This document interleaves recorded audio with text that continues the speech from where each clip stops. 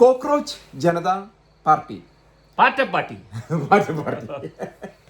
ഒരു പക്ഷേ ഇന്നത്തെ ലോകം പണ്ട് നമ്മൾ കണ്ടുപഠിച്ചിരുന്നത് ഇൻക്ലോം സിന്ദാബാദ് അടിക്കിഞ്ഞങ്ങള് പൊളിക്കിഞ്ഞങ്ങള് അടിച്ച് പൊളിച്ച് നിരക്ക് ഞങ്ങള് ആരണ്ട മതിലിന് പിന്നിൽ ആരണ്ട ഞാനാണമ്മേ KSU എന്താ മോനെ മതിലിന് പിന്നിൽ കാലം ഞങ്ങളുടെ കവിളിൽ തട്ടി കള്ള എന്ന് വിളിക്കുമ്പോൾ ആവേശത്താൽ ഞങ്ങൾ വിളിക്കും SFI സിന്ദാബാദ്. ഇത് പഴയ കാലം. പഴയ കാലത്ത് കാജാ വീടി വലിച്ച് ഈ പരിപ്പുവടയും തിന്ന് ചായയും കുടിച്ച് നടന്നിരുന്നു പണ്ട് ഈ ജയരാജ. ഇനിയൊന്നും ഞങ്ങള് കിട്ടൂല ഇത് പരിപ്പുവട കഴിക്കാനായിട്ട്. ഇപ്പൊ ഞങ്ങള്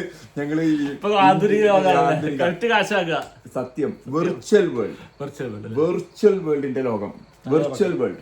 അവിടെ ഉണ്ടാക്കിയ മാറ്റമാണ് കോക്രോച്ച് ജനതാ പാർട്ടി. സത്യം ഇതിനിപ്പോ കുറെ നാളുകൾക്ക് ശേഷം നമ്മുടെ കൂടെ കൂടിയിരിക്കുന്നു. അപ്പൊ ഞാൻ ഇതിലേക്ക് വരുന്നതിന് മുമ്പ് കുറച്ച് ചരിത്രം പറയട്ടെ. വെച്ച് നീട്ടുന്നില്ല.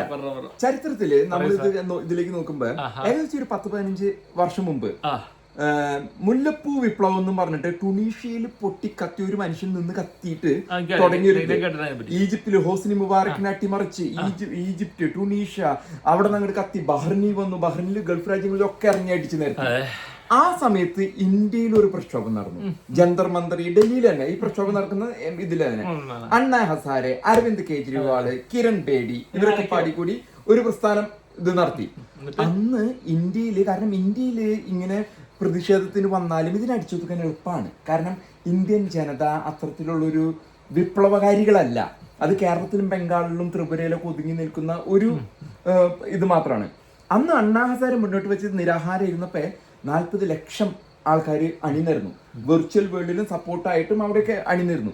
അന്ന് മൻമോഹൻ സിംഗ് ആയിരുന്നു പ്രധാനമന്ത്രി. അവിടെ പ്രക്ഷോഭങ്ങൾ അവിടെ ഇവിടെയൊക്കെ കത്തിപ്പൊട്ടി പുറപ്പെടായിരുന്നു. അന്നായിരുന്നു ഇന്ത്യയുടെ അവസരം. അന്ന് അത് നടന്നില്ല അണ്ണാ ഹസാരെ കൊണ്ട്. പിന്നീട് ജനാധിപത്യത്തിലേക്ക് വരാൻ പറഞ്ഞു. അങ്ങനെ കിരൺ ബേദി BJP-യിലേക്കും പോയി. അരവിന്ദ് കെജ്രിവാൾ ആം ആദ്മി പാർട്ടി തുടങ്ങി ഡൽഹി പിടിച്ചെടുത്തു, പഞ്ചാബ് പിടിച്ചെടുത്തു. അവിടെ നിന്നും രാഷ്ട്രീയത്തിന്റെ കളികൾ ഒന്നുമല്ലാണ്ടായി മാറി.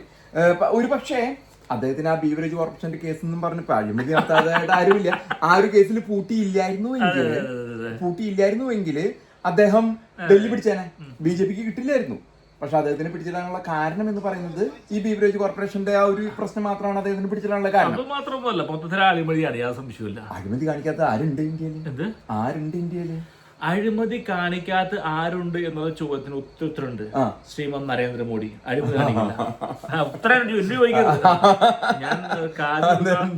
എന്തോ ഒന്നും പുറത്തു വന്നില്ല എന്നായിരിക്കും. അഴിമതി കാണിക്കാതെ ഒന്നും പുറത്ത് കാണിക്കാതെ, അതായത് അഴിമതി കാണിക്കാതെ ഒരു കോൺഗ്രസ് ആയാലും കമ്മ്യൂണിസ്റ്റ് ആയാലും ഇപ്പൊ കമ്മ്യൂണിസ്റ്റ് പാർട്ടികളിലൊക്കെ എത്ര ഒരു പാലം പണിക്ക് 1% ഉണ്ട്, വലിയൊരു ശതമാനം ആ പാർട്ടിക്കോ വ്യക്തികൾക്കൊക്കെ പോകുന്നുണ്ട്. എന്ത് പ്രൊജക്ട് വന്നാലും അത് ഇന്ത്യയുടെ നാട്ടു നടപ്പാണ്. അന്ന് അണ്ണാ ഹസാരെ കൊണ്ടുവന്ന ഒരു ഇതുണ്ടായിരുന്നു, അത് നടപ്പാക്കി. ഞാൻ പിന്നീട് മോദി വരുമ്പോ അത് നടപ്പാക്കുന്ന ഒരു പ്രതീക്ഷ ഉണ്ടായിരുന്നു. ജൻ ലോക്പാൽ ബില്ല് പാസ്സാക്കിയിരുന്നുണ്ടെങ്കിൽ ഇന്ന് പറയണ അഴിമതി ഒന്നും ഉണ്ടാവില്ലായിരുന്നു. ജൻ ലോക്പാൽ അഴിമതി ഇസ് ദ ബ്ലഡ്. ഇന്ത്യയുടെ ബ്ലഡിൽ അഴിമതി ഉണ്ട്. താഴത്തെ ലെവലില് സാർ പറയാ, സാറ് ഇപ്പൊ കൊച്ചി എയർപോർട്ടിൽ ചെന്ന് വിചാരിക്കുക, കൊച്ചി എയർപോർട്ടിൽ ചെന്ന് പുറത്തിറങ്ങി എന്ന് വിചാരിക്കുക. മൊമെന്റ് നിങ്ങൾ അവിടെ നിന്ന് കൈ അണിച്ച് പിടിക്കുന്ന ട്രാഫിക് പോലീസുകാരൻ മുതല് അഴിമതി ആരംഭിക്കണമല്ലയോ? പിന്നെ എന്തുവാ പറയാ, ജൻ ലോക്പാൽ ബില്ലും ഈ പറയുന്ന ആ അത്താണി സിഗ്നലിൽ നിൽക്കുന്ന പോലീസുകാരനും ജൻ ലോക്പാലും എന്ത് ബന്ധമുള്ളത്? തമാശ പറയരുത്. അല്ല, അങ്ങനെ താങ്കൾ അടിച്ചാക്ഷേപിക്കുമ്പോൾ എല്ലാവരും ഈ സിസ്റ്റത്തിൽ നിന്ന് പുറത്തിറങ്ങുന്നു പറയുന്ന ഒട്ടനവധി ജനങ്ങളുണ്ട്. ഒരുപക്ഷെ ഇതിനൊക്കെ മാറ്റങ്ങൾ ഉണ്ടാക്കാൻ സാധിക്കുമായിരുന്നു. പക്ഷെ അതിനുള്ള പ്രക്ഷോഭത്തിനുള്ള ഒരു കഴിവ് ഇന്ത്യൻ ജനതയ്ക്ക് ഇല്ല എന്നുള്ളതാണ്. ഇനിയിപ്പോ താങ്കളുടെ CJP-യെ കുറിച്ചുള്ള ഞങ്ങൾ സംഘികൾക്ക് ഇതൊരു വിഷയമല്ല. ഓക്കെ, പാറ്റകൾ ഞങ്ങളെ പിഴുതെറിയും എന്ന് പറഞ്ഞുകൊണ്ട് ഒരുപാട് ആൾക്കാർ വരുന്നുണ്ട്, മനസ്സിലാവുന്നുണ്ട്. അത് കേൾക്കുക. ഒന്നാമത്തെ കാര്യം പറയാം, അമേരിക്കൻ സംസാരിക്കുന്ന ഇവിടുന്ന് ഒരു പാറ്റ നാട്ടിൽ വരാമെന്ന് ഒരു കാര്യം വ്യക്തമാക്കി മനസ്സിലാക്കിയ സുഹൃത്തുക്കളെ, അധികാരം വേണമെങ്കിൽ എന്ത് വേണം? എന്താ വേണ്ടേ? എന്തത്? വോട്ട്. ശരിയാണോ? എന്താ വേണ്ട? ഇവിടെ മഷി പുരണം ശരിയല്ലേ? ഈ തമ്പുകൾ വെച്ചിട്ട് അമർത്തിയാൽ മാത്രമേ എന്ത് കിട്ടുള്ളൂ? വോട്ട് കിട്ടുള്ളൂ. വോട്ട് ഉണ്ടെങ്കിൽ മാത്രമേ എന്ത് കിട്ടുള്ളൂ? അധികാരം കിട്ടുള്ളൂ. ഈ വിക്ടർ ഭായ്, ജന്തർ മന്ദിറിലോ എയർപോർട്ടുകളുടെ മുമ്പിലോ 10, 1000, 2 ലക്ഷം ആൾക്കാർ കൂടിയാലൊന്നും അധികാരം കിട്ടില്ല. അധികാരം കിട്ടണമെങ്കിൽ നിങ്ങൾക്ക്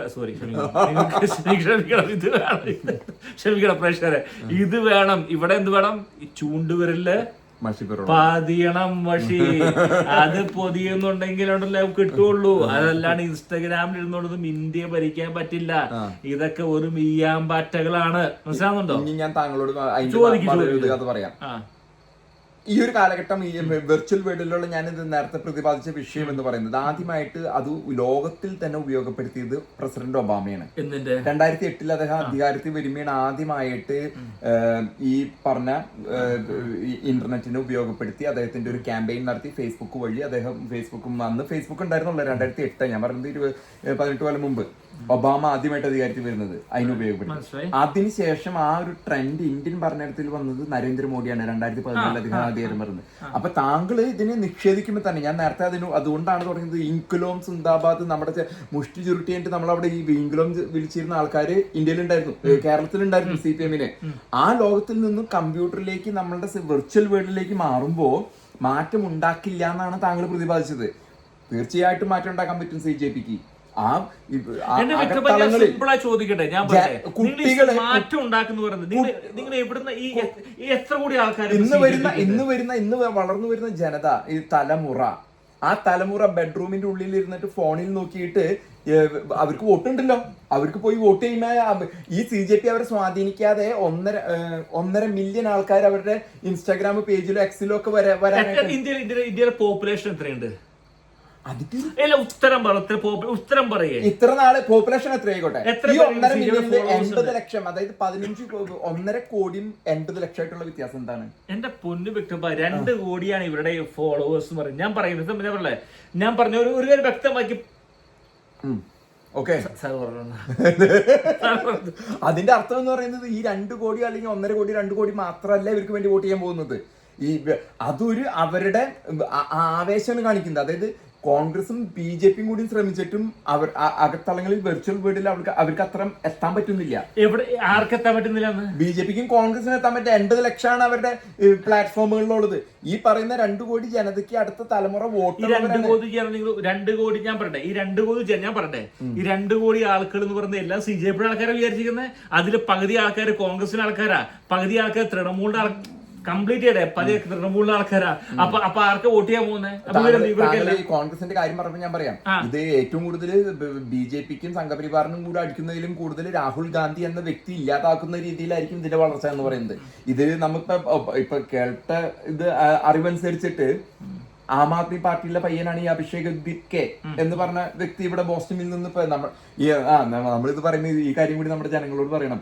നമ്മൾ ഇരിക്കുന്ന സ്ഥലത്ത് നിന്ന് 1.5 മണിക്കൂർ ഡ്രൈവ് ചെയ്ത് പുറത്താക്കിയ പയ്യനെ ഇവിടെ പുറത്താക്കി വിസ ക്യാൻസലായി കേറി വരുന്ന പൊന്നുപായി. ഈ തമാശ പറഞ്ഞേ, ഈ രാജ്യത്ത് സ്റ്റുഡന്റ് വിസയിൽ, അതായത് പഠിക്കാനുള്ള വിസയിൽ കയറി വന്നുകൊണ്ട് പുറത്താക്കിയതാണ് കയറി വരാൻ പോണത്. തമാശ നാളെ ഇന്ത്യയിൽ ലാൻഡ് ചെയ്യല്ലേ? അവൻ നാളെ ഇന്ത്യയിൽ ലാൻഡ് ചെയ്യും. ഇവിടെ ഒരു പുറത്താക്കിയാ നമ്മുടെ പിടിച്ചിട്ട് അല്ല, പിന്നെ തമാശ തമാശ അറിഞ്ഞിട്ടില്ല. പുറത്താക്കിയതാണ് താങ്കൾ വ്യക്തമായിട്ട്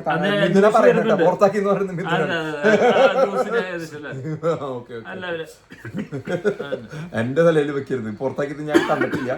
പഠിച്ച ശേഷം പറയാറുള്ളൂ. ഞാൻ പഠിച്ച ശേഷം പറയാറുള്ളൂ. ഇവിടെ ഞാൻ പറയും, ഇവിടെ പഠിക്കാൻ വേണ്ടി വന്നു, ഇവിടെ വന്നിട്ട് പ്രത്യേക ജോലി കാര്യമൊന്നും കിട്ടില്ല എന്ന് തീരുമാനമായി. കാരണം ഇവിടുത്തെ വിസ നിയമങ്ങളിൽ ഭയങ്കര കർശനമായിക്കൊണ്ടിരിക്കുകയാണ്. സ്റ്റുഡന്റ് വിസയിൽ വന്നാൽ മുന്നോട്ട് പോകാൻ സാധിക്കില്ല. അപ്പോൾ ഒരു ഇൻസ്റ്റഗ്രാമിൽ പേജ് തുടങ്ങിയിരിക്കുകയാണ് മോഡിയെ തെറി വിളിച്ചുകൊണ്ട്. അവൻ ആം ആദ്മി പ്രവർത്തകനാണ്. കൂടുതൽ ഇന്ത്യയിൽ അല്ല, അവനെതിരെ കേസ് വരേണ്ട ആവശ്യമൊന്നുമില്ല. കാരണം അവൻ ഇന്ത്യയിൽ ഒരു വെബ്സൈറ്റ് ഉണ്ടാക്കി പറഞ്ഞ എന്ത് കേസ്? ഒരു രാജ്യത്ത് പഠിക്കാൻ വേണ്ടി വന്ന വിക്രമാദിത്യ, ഇത് തമാശ എന്ന് പറയുന്നത്. അവൻ ഈ രാജ്യത്തിനെതിരെയല്ല പ്രക്ഷോഭം. ആയിക്കോട്ടെ, ഏത് രാജ്യത്തിനെതിരെ അഖണ്ഡതയുണ്ട്. അവന് നിയമം എന്ന് പറയുന്നത് ഒരു രാജ്യത്തിൽ നിൽക്കുമ്പോൾ അവിടുത്തെ നിയമം, അതായത് ഒരു രാജ്യത്തിന്റെ ഭരണഘടനയെ സ്വാധീനിക്കുന്ന അട്ടിമറിക്കുന്ന രീതിയിൽ പ്രവർത്തിച്ചാൽ താങ്കളുടെ ഇവിടുന്നല്ല ഭരണഘടന അട്ടിമറിച്ച് അവൻ ജനാധിപത്യ അവകാശങ്ങൾ ഉപയോഗിച്ചത്. അവൻ ഇവിടെ ഭരണഘടന അട്ടിമറിച്ചാണ്. അതിന് ഞാൻ കമ്മിയല്ല കൊങ്ങിയല്ല BJP അതാണ് എന്റെ പ്രത്യേകത. ബാലൻസ്ഡ് പൊളിറ്റിക്സ് ആണ്. ഞാനിവിടെ റിപ്പബ്ലിക്കൻ പാർട്ടി ഉണ്ടാവും, ഞാൻ ഡെമോക്രാറ്റിക് ബാലൻസ്ഡ് പൊളിറ്റിക്സിൽ നിൽക്കണം. അവിടെ ഇവിടെ നിൽക്കാണ്ട് വർത്താനം പറയാൻ പറ്റണം. അത് ഇത് കാണുന്ന വാർത്ത അവൻ എവിടെയാ അവകാശങ്ങൾ, അതായത് അവന്റെ അവകാശം എഴുതാന്നുള്ളത്. അവന് ഇവിടെ നിന്ന് ഒരു പോസ്റ്റ് ഉണ്ടാക്കാൻ, ഒരു ഇൻസ്റ്റാഗ്രാം പേജ് ഉണ്ടാക്കാൻ അവനത് കുഴപ്പമുള്ള അപ്പൊ നമ്മള് പറഞ്ഞു വന്നത്, നമ്മൾ അതിന്റെ ചരിത്രവും അതിന്റെ കുറച്ച് കാര്യങ്ങളൊക്കെ പാടിക്കൂടി നിങ്ങളോട് വിശകല ജാമ്യങ്ങളോട് പ്രവർത്തിക്കായിരുന്നു. എന്തെങ്കിലും കൂട്ടിച്ചേർക്കാനുണ്ടോ താങ്കൾ? കൂട്ടിച്ചേർക്കാൻ പാർട്ടി ആയാലും കൊക്രോച്ച് ആയാലും എന്ത് വഴുതനങ്ങ ആയാലും ഇന്ത്യയിൽ ഭരണം വേണമെങ്കിൽ ഈ പറയുന്ന വോട്ട് വേണം. വോട്ടില്ലാതെ അധികാരം കിട്ടാൻ നടക്കില്ല. ഈ പറയുന്ന 5-10 കുട്ടികൾ കൂടി ഇൻസ്റ്റഗ്രാമിൽ കയറി കൂടി അതിനെ കുട വിളിക്കുന്ന മലയാളികളായ കുറെ യൂട്യൂബർമാരുണ്ട്. അതായത് ഉമ്മ കാച്ചി കളയാമെന്ന് വിചാരിക്കുന്നത് ശ്രീമൻ നരേന്ദ്രമോദിയുടെ പ്രവർത്തനങ്ങൾ ഇല്ലാതാക്കാൻ എന്ന് ചിന്തിക്കുന്ന കുറച്ചു പേരുണ്ട് ഇവിടെ കേട്ടോ. പ്രദേശത്ത് നടക്കില്ല. ഞാനെന്നും മോഡി ഭക്താണ്. ഞാൻ മോഡി ഭക്താണ്. താങ്കളാണ് ഇടയ്ക്കിടയ്ക്ക് മോഡി, നമ്മുടെ മോഡിജിനെ താങ്ങാറുള്ളത്. ഓക്കെ, ഇത്രേ ഉള്ളൂ ഞങ്ങൾക്ക് ഇന്ന് പറയാനായിട്ട്.